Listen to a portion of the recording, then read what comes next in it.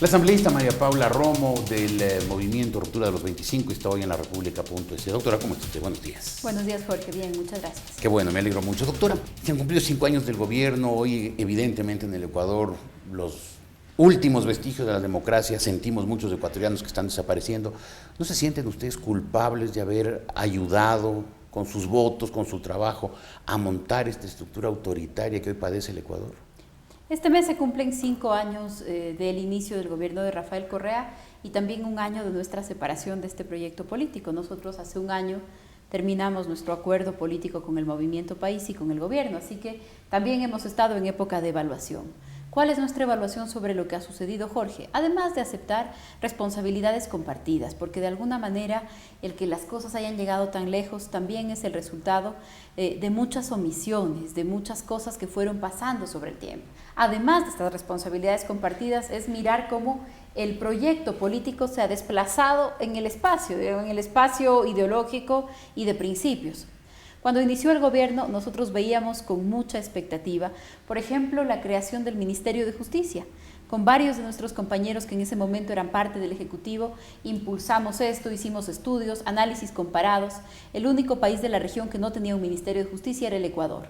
Pensamos entonces en un Ministerio de Justicia para el tema de los derechos humanos, las libertades, los temas de cárceles, la Defensoría Pública. Las libertades, claro, que es precisamente lo que más ha sido pisoteado. Para cumplir los derechos del debido proceso, para que sea efectivo que las personas tengan derecho a la defensa cuando se enfrentan a un proceso penal, etcétera. Y así se creó el Ministerio de Justicia, con esas misiones y para cumplir esa línea programática o de principios.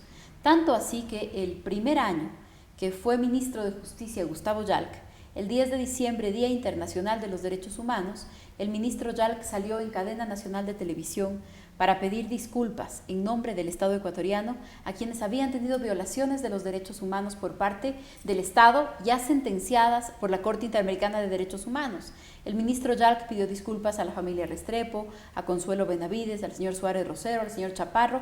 La lista de sentencias que nosotros teníamos acumuladas como país de la Corte Interamericana de Derechos Humanos o de soluciones amistosas en algunos casos, diciendo en estricto cumplimiento de nuestras obligaciones internacionales en este tema, el Estado les pide disculpas. Emocionante, Jorge, nosotros mirábamos que estaba un gobierno cumpliendo con su papel, apegado a un compromiso internacional de respeto de los derechos humanos. Hoy, 5 años después, el gobierno critica a la Comisión y a la Corte Interamericana de Derechos Humanos, desconoce sus fallos y propone terminar con el sistema interamericano de derechos humanos o al menos con nuestra presencia ahí. Entonces, cosas así, y las podemos ir encontrando en diferentes lugares. Pero, doctora, porque entonces, Jorge, la idea es, al inicio de este gobierno, esto era otra cosa. No, siempre fue así, siempre hubo un proyecto autoritario, que mucha gente no se haya dado cuenta, entre ellos ustedes, es problema de ustedes y es problema del país.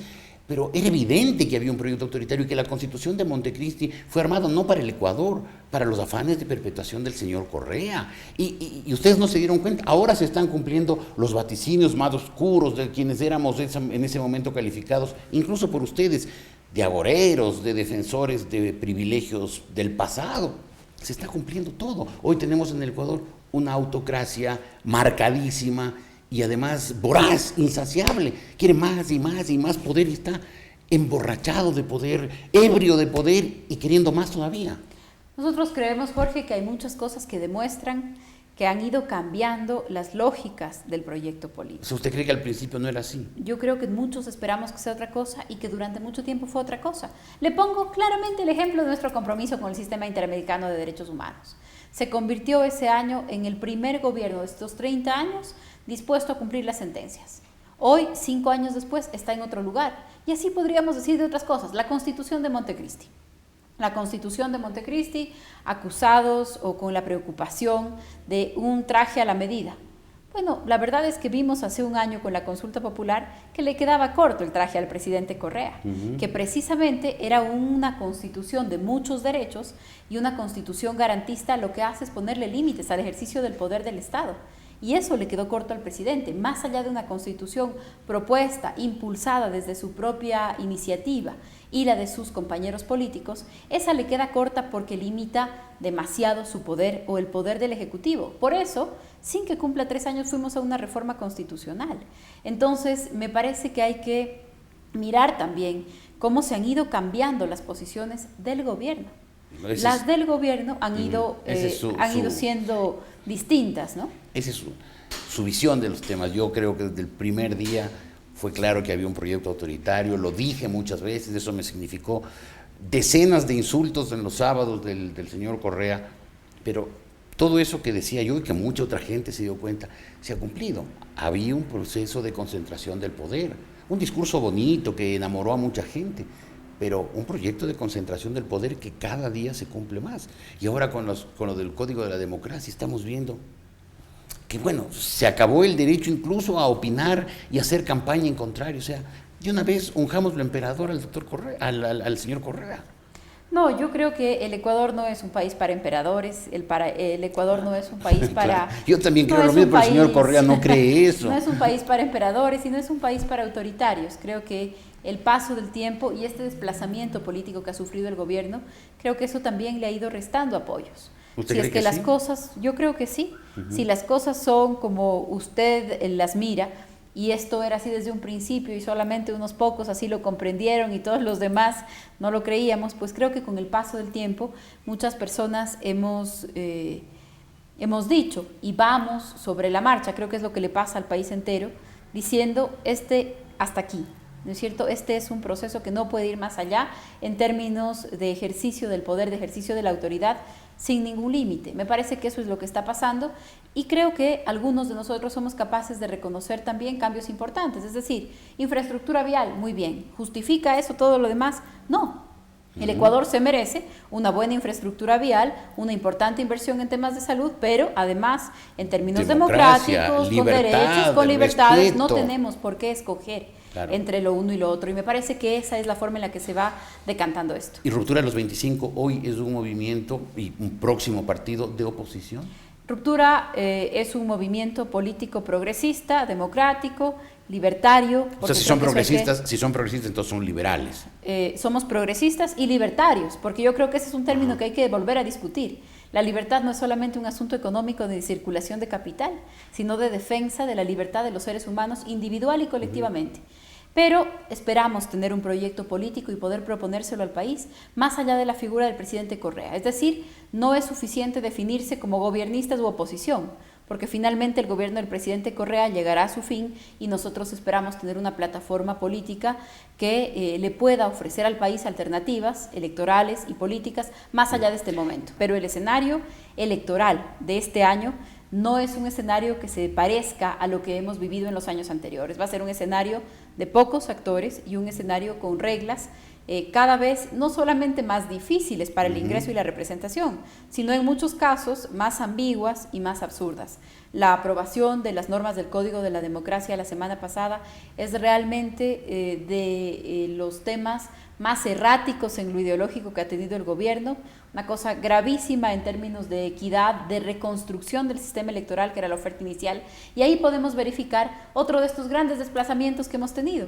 Hemos transitado desde la lógica de defender un sistema electoral abierto, participativo, que permita la representación plural de la política ecuatoriana, a un sistema en donde a través de las fórmulas se pretenden forzar mayorías que no existen. Ahora parece que en las reformas del Código de la Democracia hay muchos otros, aparte de los temas escandalosos aprobados ahí, hay otros que no nos hemos dado cuenta los ecuatorianos y que han sido incluidos también por el presidente Correa. Yo creo que el tema más grave, y es el análisis que nosotros hemos hecho, lo que hemos tratado de demostrar en estos días, es el artículo 203 del Código de la Democracia que ha sido reemplazado. ¿Qué decía el artículo vigente? Hasta que no esté en el registro oficial, aún vigente. El artículo vigente decía: se prohíbe que las instituciones del Estado hagan publicidad y propaganda y que usen sus bienes y recursos para fines de campaña. Es absolutamente lógico. La frase "se prohíbe que usen sus bienes y recursos para fines de campaña" es eliminada a través del veto. ¿Ah, sí? Con ese veto, lo eliminó la Correa. frase ya no existe. La prohibición que está en la Constitución, pero ya no estaría en el Código de la Democracia, porque al reemplazarlo con la gran cantidad de excepciones para la publicidad estatal, la frase sobre utilizar bienes públicos en campaña hoy ya no existe en ese artículo del Código de la Democracia. Creo que es una cosa gravísima y no le hemos puesto suficiente atención. El otro tema que probablemente ha recibido más interés desde todos los sectores, sobre todo de comunicación, tiene que ver con de la restricción que tendrían los medios para hacer cobertura periodística en tiempos de campaña y al mismo tiempo la ninguna restricción que tendría las instituciones públicas, el Ejecutivo, el Gobierno, para pagar publicidad estatal los 45 días de campaña. ¿Qué le parece eso a usted? ¿No le parece una barbaridad? Es una barbaridad, atenta contra los principios que están escritos en la propia Constitución, contra el concepto que está detrás de garantizar igualdad en la participación política. Cuando se prohíbe la inversión y el gasto privado en medios masivos, se garantiza el financiamiento público igualitario de campaña. Lo que se está haciendo es precisamente crear condiciones de equidad para la participación. La norma del veto termina con eso, porque no hay condiciones de igualdad si es que el Ejecutivo puede gastarlo todo. El Ejecutivo en esta elección, pero en la siguiente elección vamos a ver a los alcaldes haciendo campaña, pero me parece que el Código de la Democracia, otro de los grandes efectos que tiene, es quitarle la credibilidad que le quedaba a la bancada de país en la Asamblea. ¿Por qué? Porque ¿Le quedaba alguna credibilidad? Al parecer sí. Caray, no sabía. Al parecer sí, porque pudo conseguir los 63 votos para aprobar el Código de la Democracia. Muchos de nosotros en la Asamblea decíamos, no se puede aprobar la reforma, aun si estamos de acuerdo con las elecciones en primera vuelta y con que esta fórmula que estamos aprobando en el segundo informe es mejor que la vigente, aún así no debemos aprobar la reforma, porque en el veto ahí vendrá la verdadera fórmula de asignación de escaños y todas las reglas adicionales diseñadas a un año de la elección por el propio presidente Correa. A pesar de esa que era la prevención que teníamos muchos en la Asamblea, el Movimiento País consiguió 63 votos para aprobar el código, lo que permite que el presidente lo vete. Entonces, me parece que aún esos 63 votos que consiguió realmente apretado el Movimiento País para aprobar el código, lo hizo sobre el supuesto de que el Movimiento País cumpliría su palabra de mantenerse en la fórmula de asignación de escaños y en las normas aprobadas, aun si el presidente las vetaba. Tanto así que la Comisión de Justicia aprueba un informe en el que recomienda no permitir que este artículo del que estamos hablando, de los medios, de la publicidad, de la cobertura periodística, que no permitir que ese artículo se apruebe. Y el momento ya de la votación, ni siquiera los 6 asambleístas. 6 asambleístas no hacen ninguna diferencia cuando se requieren 83 votos. Ni siquiera los 6 asambleístas de la Comisión de Justicia mantienen su palabra de lo que habían aprobado hace 3 días. Los asambleístas del gobierno dijeron una cosa e hicieron exactamente lo contrario. Yo creo que por eso es tan delicado lo que sucedió, porque además de lo que se aprueba del Código de la Democracia, me parece que esa es la desconfianza que marcará la aprobación de las próximas leyes. ¿El movimiento político nacional, como usted lo definió, Ruptura de los 25, tendrá candidatos propios en las próximas elecciones? Sí, estamos a un año de la elección, así que ¿incluido candidato presidencial? Esperamos que sí. Como le digo, estamos a un año de la elección, así que todavía es pronto para adelantar nombres. Hasta junio sabremos quiénes son las organizaciones políticas inscritas. Difícil hablar de alianzas electorales si aún no tenemos claro quiénes serán los movimientos que tengan existencia electoral. Por ahora está claro que el gobierno, Alianza País, tendrá sus candidatos. ¿Hay alguna posibilidad de renovar la alianza Ruptura de los 25, Alianza País? No, no hay ninguna. O sea, ¿ustedes no apoyarán la reelección de Correa? Nosotros nos separamos hace un año del gobierno, sería un absurdo separarnos del gobierno para volver a estar de acuerdo y coincidir electoralmente, no tendría sentido. Nosotros tenemos una dura crítica sobre lo que está pasando, las cosas a nuestro pesar se han agravado en este año a partir de nuestra separación también, así que nuestros peores temores también se confirmaron. No tendremos ninguna alianza con el Movimiento País y hay otros movimientos hoy inscritos. No tendremos una alianza tampoco con Sociedad Patriótica, no tendremos una alianza con el PRE, pero por supuesto, el momento político sumado a las nuevas reglas electorales obligan a que se articulen diferentes espacios políticos y sociales. Ojalá la ruptura también pudiera lograr eso, articularse con otros sectores ciudadanos, movimientos sociales, con otros sectores políticos, en el mejor sentido de la palabra, y ese sí es un objetivo que nosotros tendremos no solo para la próxima elección, sino para nuestra tarea política. Perfecto, qué bueno. Qué bueno además que aunque se hayan demorado 4 años, se hayan dado cuenta hacia dónde iba el proyecto del gobierno, el proyecto del señor Correa. Gracias doctora por haber estado aquí. Gracias, Jorge, buenos días. María Paula Romo, asambleísta de Ruptura de los 25.